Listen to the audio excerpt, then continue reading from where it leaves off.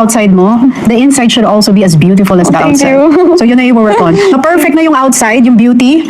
The beauty is now from within. Yun naman ang ating i-work on.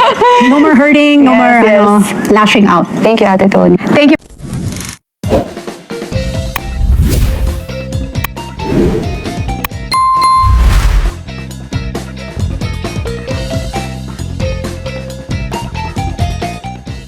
Viral ngayon, ang naging interview ni Jen Oliveros kay Tony Gonzaga sa Tony Talks. Pero matapos ang kanilang pag-uusap, tila hindi pa doon natapos ang usapan.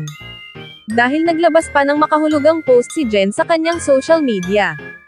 Sa kanyang post, tila diretsahan niyang sinagot ang mga naging komento at pambabash sa kanya matapos kumalat ang interview. Aniya, napag-alaman daw niya na malaki ang maaaring kitaan, mula sa atensyon na nakukuha niya online, kaya pabirong sinabi niyang dito na lang siya mag-e-explain.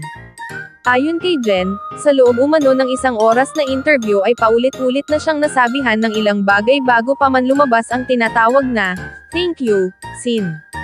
At dahil si Tony Gonzaga mismo ang nagbigay sa kanya ng magandang komento, aminado siyang naging thankful siya sa pagkakataong iyon. Pero hindi doon nagtatapos ang kanyang banat. Tila may patotsyada rin siya sa mga taong patuloy na nagbibigay ng reaksyon at galit sa kanyang mga ginagawa. Dagdag pa niya, kung hindi raw siya makuha sa isang maayos na interview, bakit hindi na lang niya ituloy ang tinatawag niyang rage bait para lalo pang pag-usapan. At dito naging matindi ang kanyang mensahe. Kung wala na akong pag-asa, mas lalong wala na kayong pag-asa, pagkakakitaan ko na lang talaga kayo. Dahil dito, mas lalo namang naging usap-usapan online ang kanyang post. May mga netizen na natawa sa kanyang pagiging prangka, at tila game na game sa mga bashers, habang may ilan naman na hindi nagustuhan ang kanyang paraan ng pagsagot. Pero ang tanong ng marami, joke lang ba talaga ang lahat ng ito, o talagang ginagamit na ni Jen ang kontrobersya para mas mapag-usapan ang kanyang pangalan? Isang bagay ang malinaw, habang patuloy ang mga reaksyon ng netizens, mas lalo ring umiingay ang pangalan ni Jen.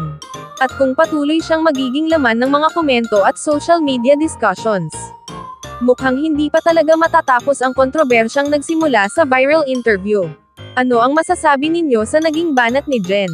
Agree ba kayo sa kanyang sinabi, o sobra na ang kanyang patotsyada sa bashers? E-comment ang inyong opinion, at huwag kalimutang mag-subscribe para sa iba pang trending showbiz updates.